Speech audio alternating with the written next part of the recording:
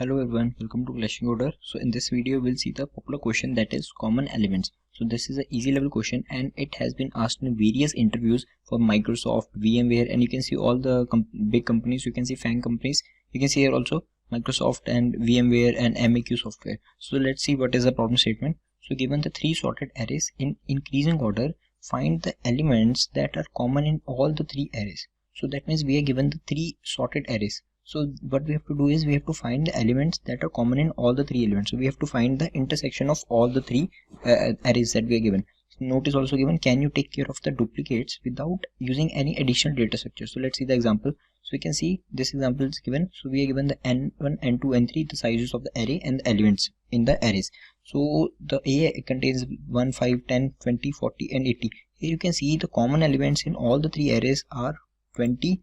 So they're in all the three arrays, and this 80. So you can see, so we have to output this 20 and 80, and here it is written that can you take care of the duplicates without using any additional data structure. So what does the duplicate mean here? So actually, if all the three arrays have the elements like 20, 20, 20, and all the three has 3 20s in each, so then our output will be actually 20, 20, 20. But that is not the correct output. We have to output the unique elements. So unique element will be actually only 120. So we don't have to output the 22 times. So we have to output only the unique elements. So these should be all the unique. So that is what we have to do without using any additional data structure. So your task, as I told you, now we'll see. So your task is actually we have been given the function that we have to complete. So we don't have to take the input or the output. We will simply have to we have to make the vector of the result. Then we will have to return that particular vector of the result. Then simply you can see the answer will come. So what you have to do is we have to simply complete this function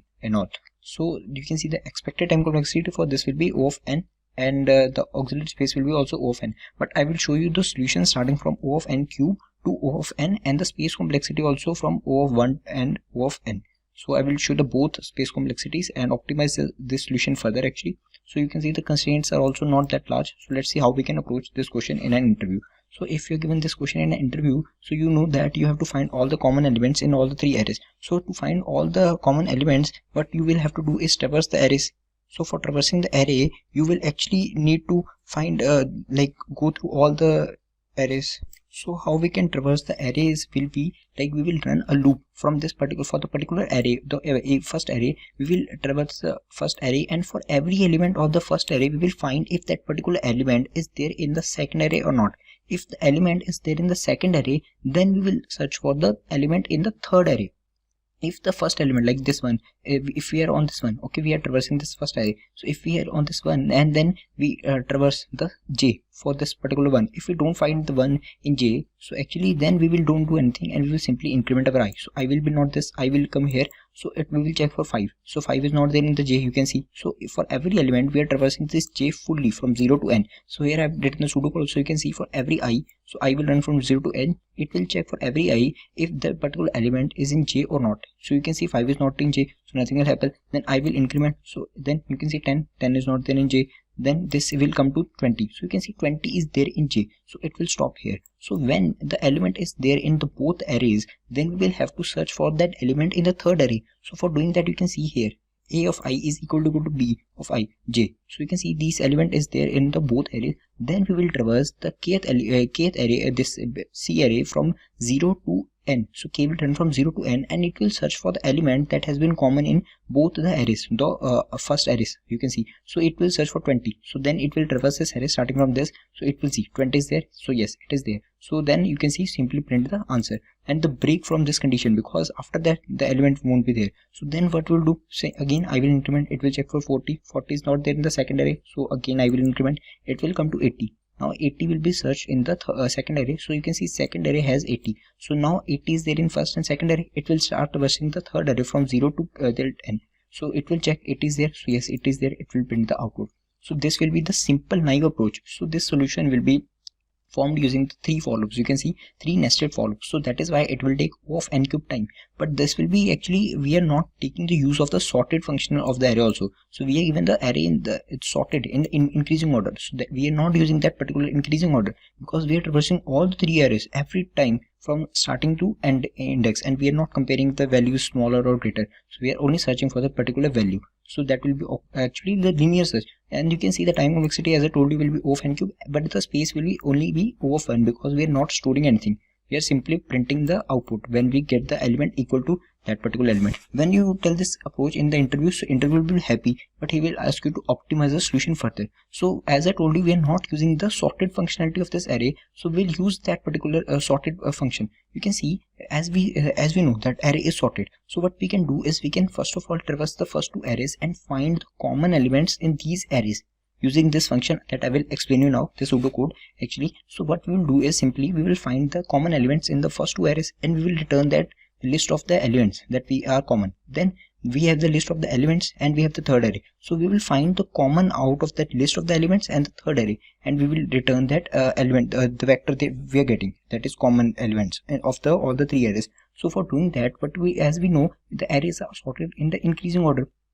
So we have got the two arrays in the input. Okay, we will make a function, we will send the two arrays to the input of the particular function, so it as arguments. So you can see I will be here and j will be here. As you know, the arrays are sorted, we will check for the values. So you can see I is less than j, this value of this a of I is less than b of j, so that means this cannot be the particular element. So we will increment this I because I is less than j. As you can see here, if the a of I is less than b of j, so you can see it was less, so that means the if we go to the next element in the eighth array, so it will be increasing. So you can see again 5 is less than 6, so that means they are not equal, so again we will increment this I, so it will come at this point. You can see at 10, so 10, so now you can see this is reverse, this b of j is smaller than b of I, a of I. So you can see as if this b of j is smaller than a of I, so then now we will increment the element in b, so it will be increment, j will be incremented. So you can see again 7 is smaller than 9, so we'll again increment this b, so b array index, so you can see it will 20. Now again it is reverse, so a is smaller than b,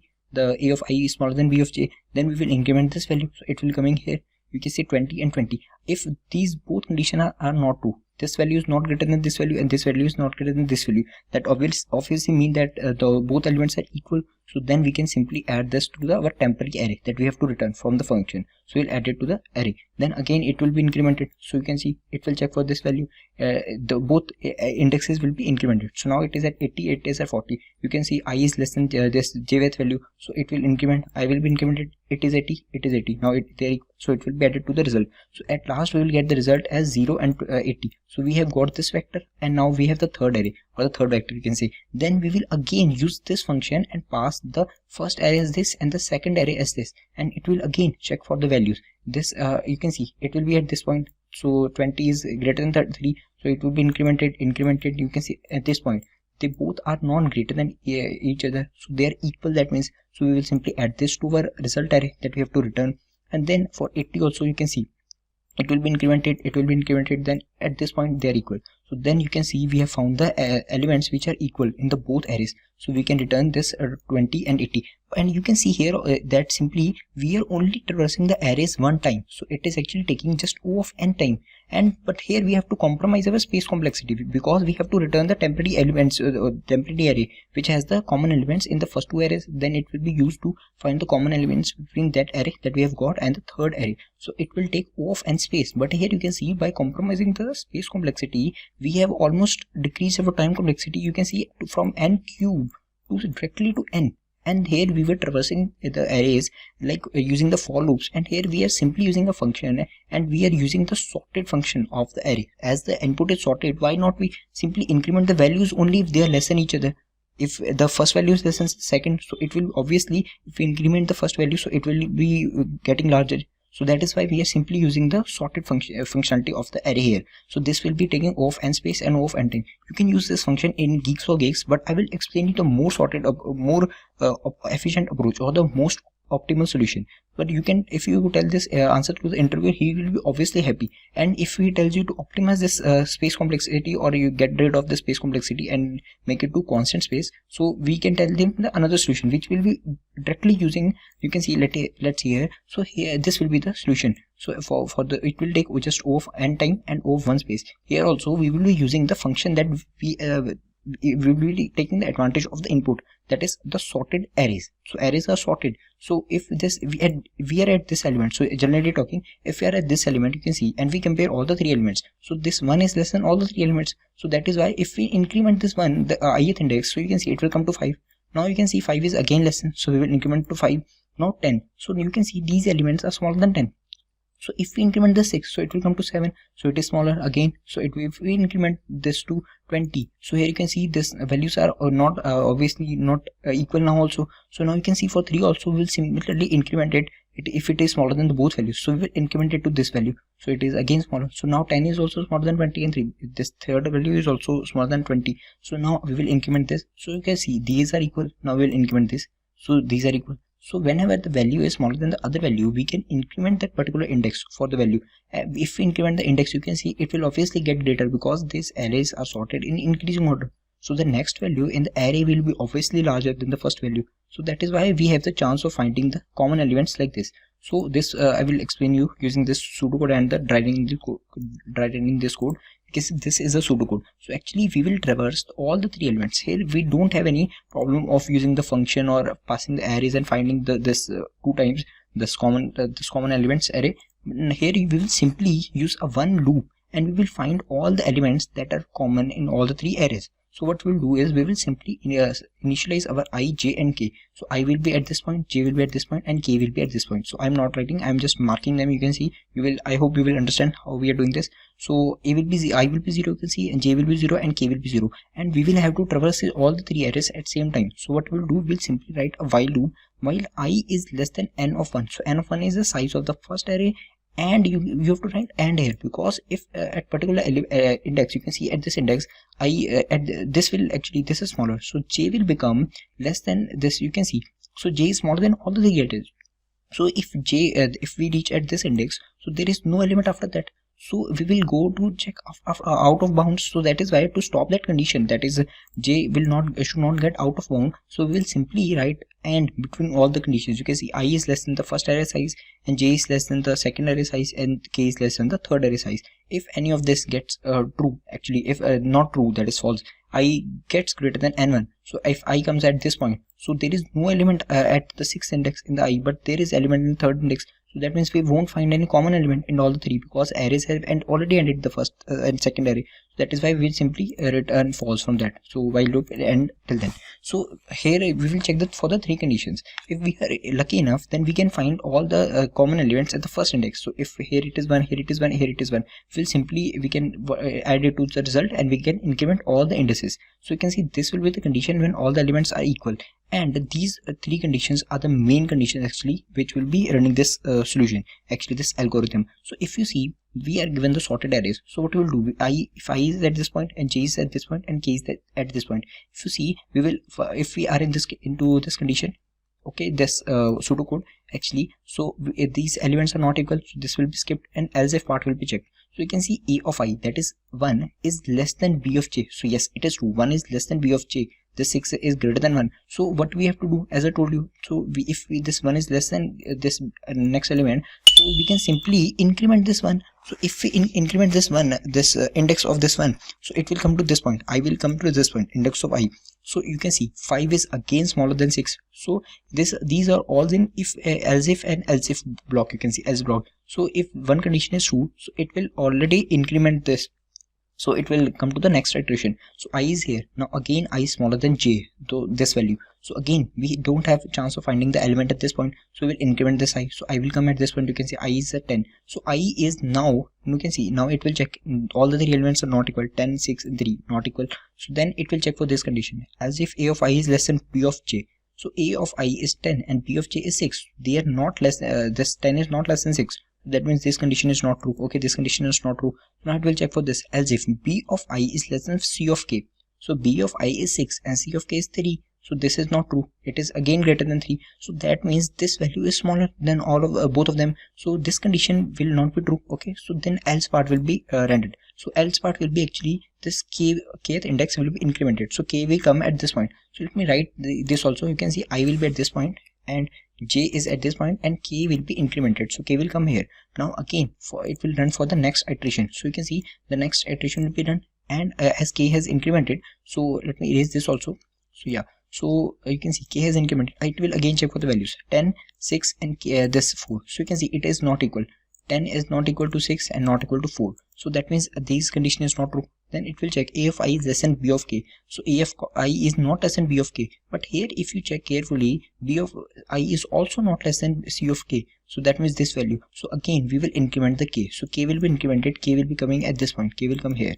So k is at this point, you can see 15. So now again next iteration will be run, and you can here again see this a of I is not less than b of j, but the b of j is now less than this element. So that means for finding the common element, we will have to increment b of this j, because array is sorted in increasing order. So if we increment the index, so maybe we have a chance of getting the same value or the common same value among the all elements. You can see. So now b will come here. This condition will be true. You can see this condition as if b of j I is less than c of k. 6 is less than 15. So this b will be incremented. It will be coming here. J will come here. Okay, j is here now. Again you can see b is again smaller than the all elements. So again next iteration, and then this condition will be only true. Then b will be incremented. So this j will be incremented. So it will come here. And now if you see, I will remove this. So you can see now here that let me remove this also. Our I is at this point. Okay, I is at this point 10, and our b is at 20 and k is 15. Now if you see a of I is less than b of j, so that means we have to increment I, because I is smaller, so it will be going to the next index, and we have chance of finding the here it here. So you can see this. Now again next iteration will be done, and you can see now I is at this point. All the conditions are in bound. You can see I is less than the n1 and j is less than n2 and this k is less than n3. So now if you check, these elements are equal. So these two conditions will be not true, because the third element is not equal. It is 15. So now we will have to increment the third element. So you can see b of I is not less than b of c of k. So yes, it is true, not true, because you can see b of this I j is greater than 20 is greater than 15. So we have to increment 15. So this value, k value. So k value will be incremented. So now you can see this 20 20 20. So that means all elements are all the arrays have the same element, that is 20 20 20. That means this condition will be true. A of I is equal to b of j is equal to c of k. So we will simply check in the result. Actually the result is a vector, so we will have to find in the result if there is the element 20 is there already in the result. So as I told you, we have to return the unique elements, as you know. So just a second. So as you know, here it is written that can you take care of the duplicates without using any additional data structure. For doing that, as our time complexity already O of n, so we'll traverse the result array and we will check if the element is there in that element array or not. If it is not there, so we'll add that element. So now 20 will be added to our result, as the 20 is not there in the result, already not there in the result. So 20 is added. Now all the indices will be incremented. So all the indices will be incremented, and now I will come at this point. Let me write this. I will come at this point, and j will come at this point. Okay, j will come at this point. Sorry, and k will come at this point. Now if you see, again it will running at same. So I is this, and I is smaller than j, so I will be incremented. So if I is incremented, I am not showing this pseudocode again. So I hope you will understand what I am doing. So you can see I is less than jth value. You can see 40 is less than this j, so we will increment I. So I will be incremented. Now you can see 80 and j are equal. This 80 and 80 are equal. So that means now this condition is not true. Then you can see this k is less than the b. So you can see this else part will be run. So k will be incremented. Again these values are greater than the k, so k will be incremented. So if we increment k, we get 80. Now you can see 80 is common in all the three arrays, so we'll add the 80 in the result. So 20 and 80 are added in the result vector after checking if that are already present in array or not. If they're not present, they're added. If they're present, so we simply skip this step. We don't add them into the result array. So now you can see when we try to increment the I, so we increment the I comes at 6 index. So there is no element at this index, and j is at this index. Okay, so j is at this index. Now you can see this condition is not true.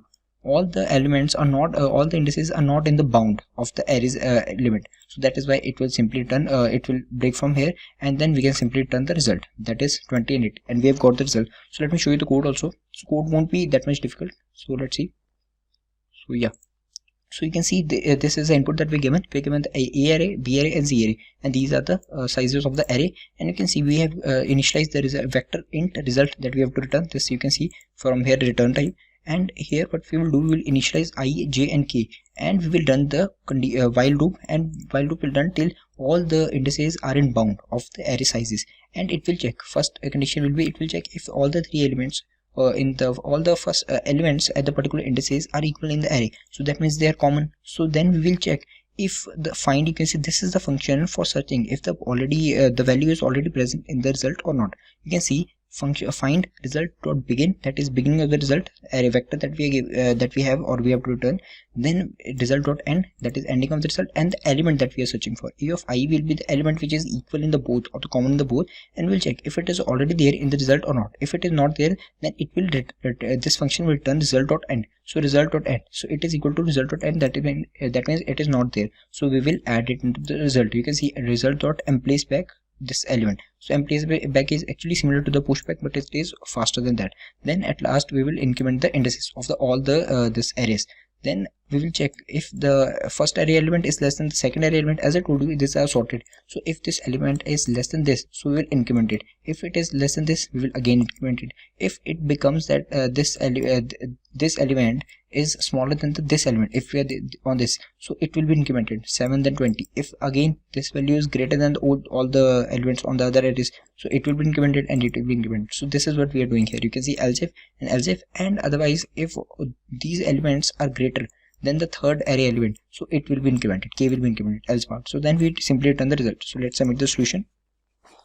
So I hope I was able to explain all the solutions. Actually the video got long because I explained you from O of n square to O of n and using the O of 1 space also. You can see the execution time also, you can see is very less, 0.31 second, and you can see so the time complexity over this will be simply O of 1 and O of n and O of 1 space. So if you tell this answer in this this interview, then you will simply like impress the interviewer. Simply impress the interviewer. He will be impressed by all the solutions and all the approaches that you gave step by step. So thank you for watching guys. I hope you like this video and do subscribe this channel for more such videos.